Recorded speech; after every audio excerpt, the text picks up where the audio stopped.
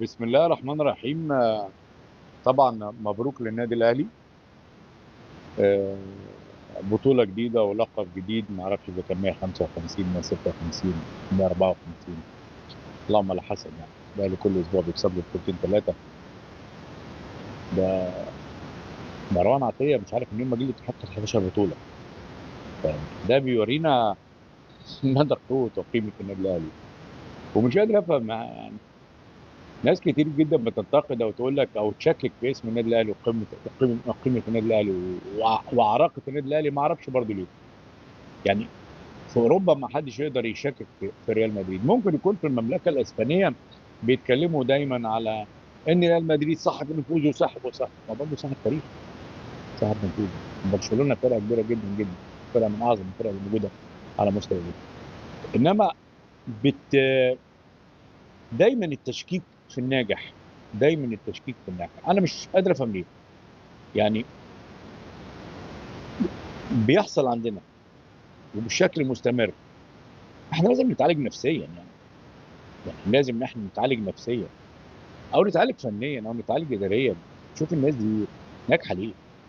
الناس دي قبل منا ب 10 سنين ولا 15 سنه، بس عندهم ارقام بطولات نحتاج مليار سنه عشان نعملها، ومش هنوصل لها لسبب بسيط، لان هم عندهم حاجه اسمها الاستقرار وحاجه اسمها الاستمراريه، وده مش موجود عندنا خالص. عشان كده لما نيجي نتكلم عن النادي الاهلي لازم نتكلم بشكل واقعي. واقعي ليه بيكسب بطولات؟ اذا كنت عاوز تنجح فعلا، وعاوز تبقى فعلا اداري، وعاوز تبقى رئيس مجلس اداره، وعاوز تبقى نادي عنده بطولات ما عندوش تاريخ، لان الانديه المصريه كلها عندها تاريخ، لازم تبص الناس دي الاهلي بينجح ازاي، عنده نفوذ. ايه النفوذ اللي عنده؟ طب النفوذ في مصر، طب هل في افريقيا؟ ده نفوذ في افريقيا. طب هل في البطولات القاريه على كاس العالم مثلا لما يوصل مركز ثالث؟ في حاجات غريبه جدا بتحصل. زي ما حد لما يطلع ينتقد مثلا خالد بيومي على انه اتكلم عن النادي الاهلي، ايه الحاجه المنوره في مصر غير النادي الاهلي؟ منتخبنا من 2010 ما عملش اي حاجه، وصل فاينل مره مع كارلوس كولوش وهيكتور كوبر على ما اعتقد مرتين. ايوه، الاهلي وصل كام مره وكسب كام مره، ولازم نتكلم على الاهلي وندي له حقه.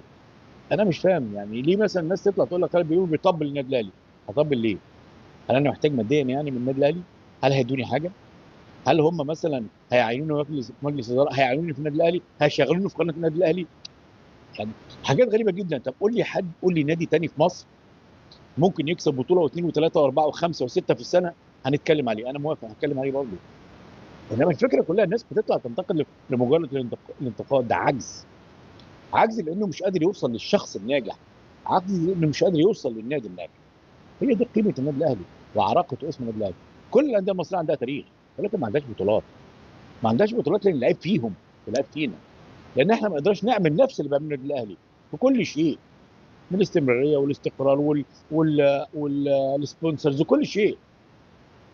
مروان عطيه جه الاتحاد من السنه اللي فاتت عامل 11 بطوله يا جماعه. عمر الساعي جه من الاسماعيلي من عندنا بقى له 3 شهور كسبان بطولتين، واحده لعبها والثاني ما لعبش. حاجه غريبه جدا. وبالتالي ننتقد النادي الاهلي ويطلع ناس تشكك في النادي الاهلي، ويطلع ناس تتكلم تقول لك اصله واخد كل حاجه. واخد كل حاجه فين؟ واخد كل حاجه لانه هو قوي، قوي فنيا واستقرار واداره وماده وكل شيء. وده مش جاي من الساهل، لا، ده جاي بالتبعيه، جاي بالاستمرار، جاي بان اللي بيمشي بيجي اللي بعده بيكمل على اللي بعده، او اذا كان ما كملش اسم النادي الاهلي كبير جدا جدا. وده كنت لازم اقول في المقدمه لان حق النادي الاهلي كواحد من اعظم القلعات الرياضيه اللي مش موجوده في مصر، هي اللي موجوده في افريقيا في الوطن العربي، والعرب بيقولوا الكلام ده، افريقيا بتقول الكلام ده، ان النادي الاهلي من اعظم قلعه موجوده في القاره الافريقيه في الوطن العربي. دي حقيقه يعني، مش لازم ندفن دماغنا في الرمل. انا لو عاوز انجح لازم ابص النادي الاهلي نجح ازاي، ابص لكابتن خطيب نجح ازاي والناس اللي معاه عشان انجح. مش عيب نروح للمباراه وانا من المرات القليله جدا جدا جدا اللي اروح فيها استاد القاهره والنادي الاهلي بيلعب بطوله قاريه. يمكن لفيت العالم، ربنا وهب عليا نعمه انا الف العالم في كل ملاعب العالم، امريكا الجنوبيه، افريقيا، اسيا، اوروبا. انما للمره الوحيده ايقنت حاجتين. ان اول ما دخلت استاد القاهره وشفت ملعب استاد القاهره وانا بعمل مباراه مع قناه ابو ظبي الرياضيه، مباراه الاهلي والعين وهارد لك النادي الاهلي ومبروك النادي الاهلي. ايقنت حاجتين، الحاجه الاولى ليه الاهلي بلس 90؟ لانه عنده جمهور كبير جدا جدا جدا يقدر يتعامل مع اللعيبه بشكل، والعقاب فوري، ده نجاح. وفكره ان هو يخلص بطوله ويكمل بطوله ثانيه ده جاي من جمهور النادي الاهلي. النقطه الثانيه ان انا فعلا ايقنت النادي الاهلي ما عندوش جمهور، عنده شعب، شعب النادي الاهلي. لما الجمهور يخش من الساعه 4 للساعه 11 بعد التتويج وبيشجع لعيبه النادي الاهلي حتى بعد التتويج، يوريك ان ده شعب. عشان كده يعمل رعب في استاد الرعب لاي نادي يلعب النادي الاهلي. طبعا لازم اتكلم فنيا على الطريقه اللي لعب بيها هيرنان كريسبو، دي الطريقه اللي كسب بيها نادي النصر، والطريقه اللي كسب بيها نادي الهلال، ووصل بيها للفاينل السنه اللي فاتت في دوري ابطال اسيا وكسب اوراوانكس. للامانه الشديده العين واحد قدم واحده من اسوء المباريات، ده ناتج من شكل الاهلي وقراءه مارسيل كولر للعين، وناتج ان العين ما قراش الاهلي صح. الاهلي العين لعب بنفس السيستم اللي لعب بيه مع الهلال، وكولر كان ذكي لانه شاف ان قوه العين في سفيان رحيمي في ازاي ما تسديش مساحه. كره واحده اللي اتلعبت في الدقيقه الثانيه او الثالثه هي فيها شك للامانه يعني، عشان نكون منصفين. ولكن تبص على النادي الاهلي تلاقيه كومباكت كله بيلعبوا في 30 40 متر كلهم مع بعض.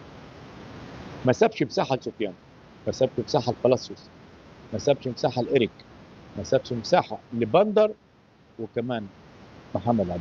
بل على العكس، ظاهرين الاهلي ما عملوش اي دور هجومي، لا اكرم ولا يحيى عطيه الله. اللي اشتغل شكل هجومي اكتر حسين الشحات وشويه طاهر محمد طاهر. بل على العكس، قوه وامكانيات وسط ملعب العين ما كانش ظاهر بشكل كبير جدا، منها ان يحيى النادر لسه راجع من الاصابه ومش فت. الناحيه الثانيه هي السرعات اللي عملها باحمد نبيل كوكا وامام عاشور اللي كان في مستوى كبير جدا مع مروان عطيه على الدوري. فبالتالي الكثافه بتاعت النادي الاهلي في وسط الملعب عملوا رتم مباراه، بطئوا رتم المباراه، ما ادوش فرصه للعيبه العين ان هم يعملوا الكونتر اتاك او السرعه على اللونج باس على قلبين الدفاع، خاصه على ياسر وعلى رامي ربيع. النقطه الثانيه ان كان في تعليمات من مارسيل كولر تحديدا، اول ما الكره تتقطع لازم يجيبوها، لازم. وده حصل في كور كتيره جدا جدا. ما ادوش الفرصه للعين انه يشتغل من تحت، ما ادوش الفرصه لانه نعمل لونج باس اللي عملها في ماتش الهلال والنصر، وكان قمه النجاح بالنسبه لسفيان.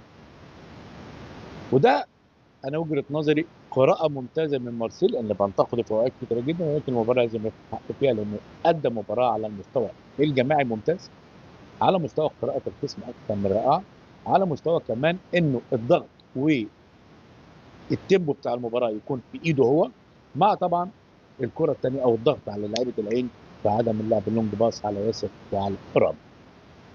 الرابعه او الخامسه انه رمى ياسر على سفيان، لان ياسر اسرع من ربيعه، لان رابي يلعب كره من تحت، ياسر اسرع. هي كره واحده بعد كده ما كررتش لان الفرقه كلها اشتغلت على 30 35 متر من نص الملعب، وده يعجز نادي العين. المشكله الاكبر ان انتر في الملعب ما كانوش شغالين كوره لان كان عليهم ضغط، حتى كوامين كاردوزو سيئين جدا جدا. وده بياكد لي ان هيرنان ما قراش الاهلي صح. شاف مباراه الاهلي والزمالك اللي هي خلصت في كاس السوبر المحلي بركلات الترجيح، وحكم على النادي الاهلي بمباراه، على عكس مارسيل اللي شافوا النصر وشافوا الهلال وشافوا كمان المباراه الاخيره مع الغلطه ومع السد ومباراه الهلال الاخيره بتاعت 5-4. فبالتالي عمل دراسه وقرايه ممتازه في اللعب 4-3-3 4-1 4-1 لما كان عاوز، ازاي يشتغل بطاهر على حساب بيرسيتاو بالشحات واسامه ابو علي، وكمان على السرعات اللي موجوده على قلبين الدفاع للعين اللي ما قدرش يعملها العين. العين اتاخر كتير جدا هجم كريسبو، وانا ما اقدرش افهم السيجوفا على حساب محمد عباس. طب ما انت عندك لعبه وممكن تجيب تاكو على اليمين وتخلي بلاتوس يلعب تحت راس الحربه، وسفيان ويلعب بلعب راس حربه. ده انت ريحت الاهلي، لان اللعيب الوحيد المحطم، اللعيب الوحيد اللي يسند على اثنين قلبين دفاع بيلعبوا قريبين جدا من بعض نص الملعب وخط الدفاع، هو الوحيد اللي ممكن يريح نص ملعبك. انت ما قريتش الجيم صح. فبالتالي ان مارسيل كولر ضحك عليك لانه اراك اشتغل صح على نفسه. ده طبعا مباراه عرض لك النادي العين، قمه الاحترام ما بين الجمهورين في ارضيه الملعب، قمه الاحترام من القنوات الناقله وخاصه ابو ظبي الرياضيه حتى بعد الخساره 3-0 لممثل الامارات وممثل قنوات ابو ظبي الرياضيه في النادي العين، ولكن ده بيورينا الاحترام الكبير جدا جدا في مباراه كره القدم بينظمها الاتحاد الدولي الفيفا. ناس بتقول البطوله اسمها ايه؟ انا ماليش علاقه، دي بطوله من شغل الاتحاد الدولي، انفانتينو والمكتب التنفيذي. المباراه العين لعب اوكلاند كسبه، العين لعب الاهلي والاهلي كسب العين، الاهلي بعد كده هيلعب في السيمي فاينال مع الكسبان من بطل امريكا الجنوبيه وباتشوكا المكسيكي. بطوله العين كسب اوكرانوس، الاهلي كسب بطل اسيا اللي هو زعيم اسيا العين، يبقى كسب زعيم اسيا او بطل اسيا مع الاثنين، وهو اصلا بطل افريقيا وبالتالي هو بطل نص العالم. ده حقه، حق ان الاهلي.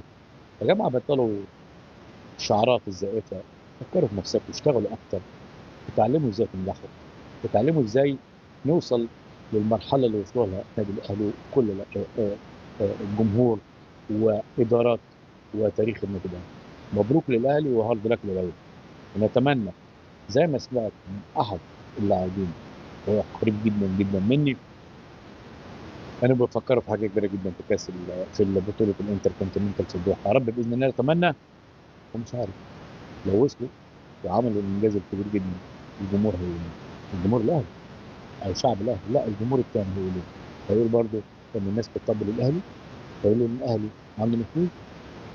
تاريخ البطولات بتقول انه اعظم قلعه في افريقيا في الوطن. تحياتي ومبروك للنادي الاهلي وهارد لك.